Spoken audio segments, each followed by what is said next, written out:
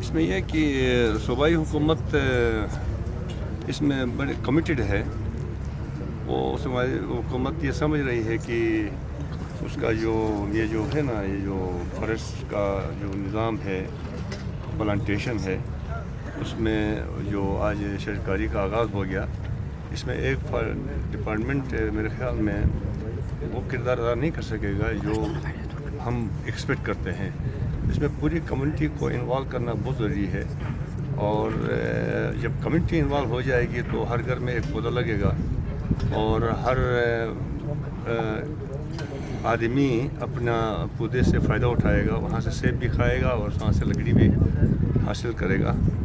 اور اس میں ہمیں بڑھ چڑھ کر حصہ لینا چاہیے، اور گلوبل وارمنگ اور دوسرے جو موسمی تبدیلی ہے، جو میں نے اپنی تقریر میں بھی ذکر کیا تھا، اس کے بڑے اثرات مرتب ہوتے ہیں منفی، اور اس کے ڈینجرس جو سچویشن ہے وہ ہمیں نظر آ رہی ہے. آپ نے گزشتہ سال دیکھا، اس میں کیا کہتے ہیں، بہت بڑے فلڈ آ گئے، بستیاں تباہ ہو گئی، اور بہت ہی معاملات خراب ہو گئے. اور اس کی وجہ یہی ہے کہ گلوبل وارمنگ ہے، موسمی تبدیلی ہے، اور اس سے ہماری درختوں کی کٹائی ہے اور جنگلات کی کمی ہے، جس کی وجہ سے یہ تمام چیزیں سامنے آ رہی ہیں. تو فارسٹ ڈپارٹمنٹ نے جو انیشیٹو لیا ہے، میں ان کو مبارکباد دیتا ہوں.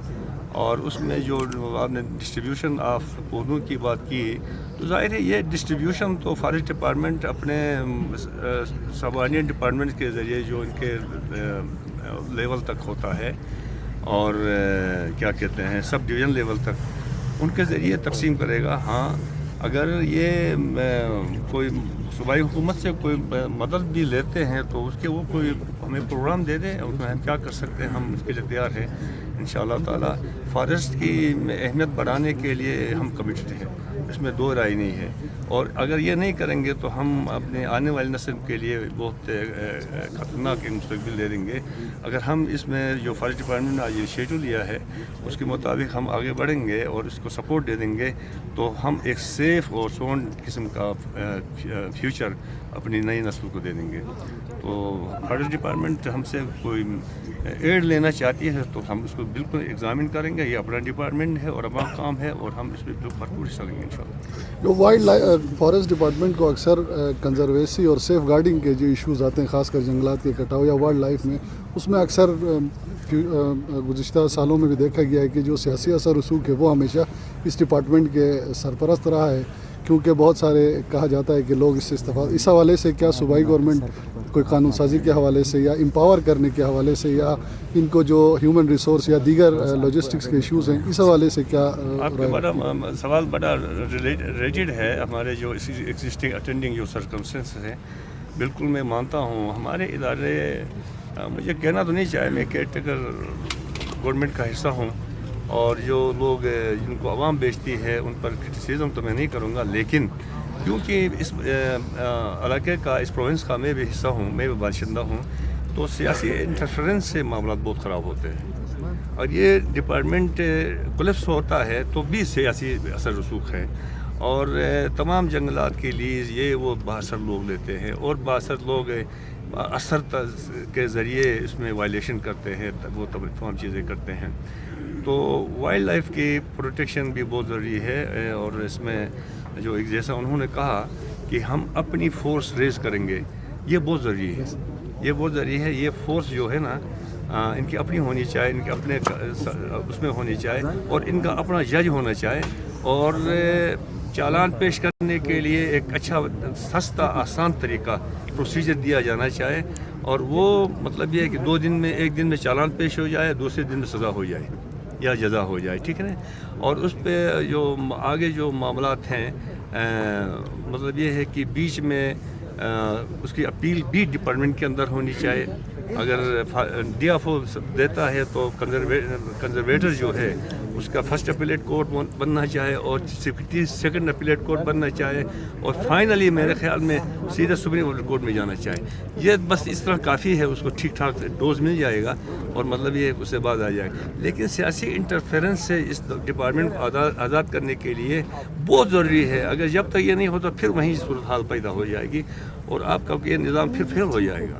کوئی بھی چیز کریں مطلب یہ ہے کہ آپ اپنے ڈومین میں رہیں, میں اپنے ڈومین میں رہوں تو وہ کام ٹھیک ہوتا ہے.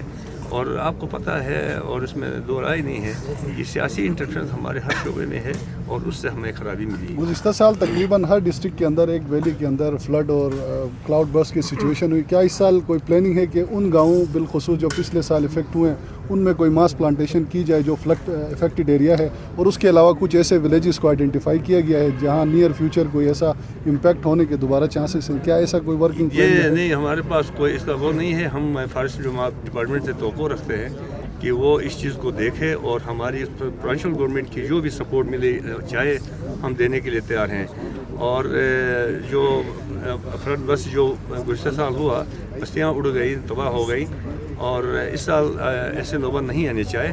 ہمارا ڈیزاسٹر مینجمنٹ بھی ادارہ ہے, وہ بھی ایکٹیو ہے اور وہ اپنے اس ڈومین میں کام کرتا ہے. تو باقی یہ تمام پودے لگانے والی بات, اس کا میکنزم ہمیں فارسٹ ڈپارٹمنٹ دے دے, کیونکہ ڈپارٹمنٹ ہی سے ہم ایگزیکیوٹ کراتے ہیں معاملات. ڈپارٹمنٹ مینس گورنمنٹ, پھر فائنانشیل گورنمنٹ, یہ مل کر ایک گورنمنٹ بنتی ہے.